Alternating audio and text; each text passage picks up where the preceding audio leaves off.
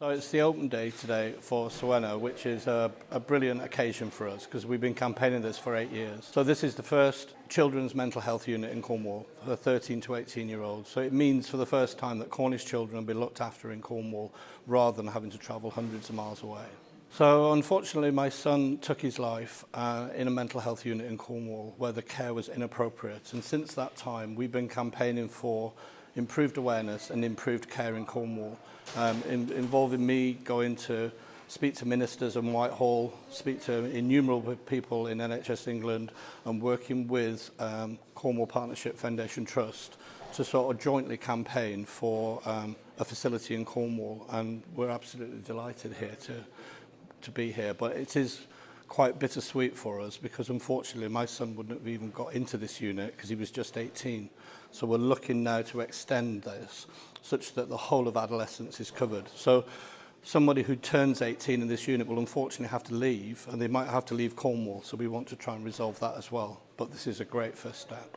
So we set up the Invictus Trust about 8 years ago. Ben sadly took his life in the December, and then we set it up in January 2011.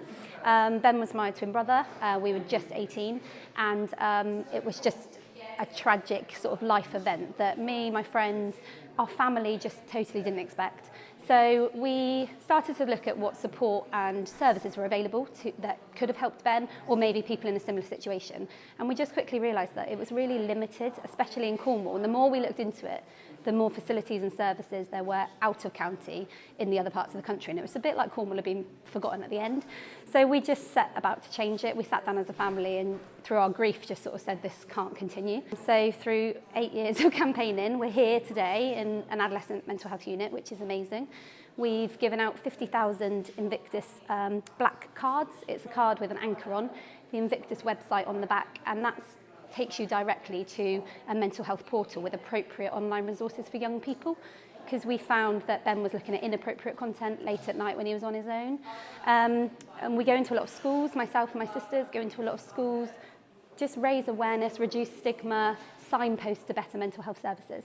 We've done a lot of awareness raising and a lot of fundraising as well. So we've raised in total, well over £250,000, of which we've donated £87,000 to the unit here. So we've equipped the cafe, the Invictus Cafe, and we've bought a minibus, and we're also involved in the virtual reality project. So lots of exciting things, and we're delighted for all the support we've had, and we've been able to funnel it back into here. We're heavily invested in the virtual reality project here, which is hugely innovative and exciting because that's about providing virtual reality as a holistic mental health therapy, which is a new thing. So that's great to be happening in Cornwall in the new unit.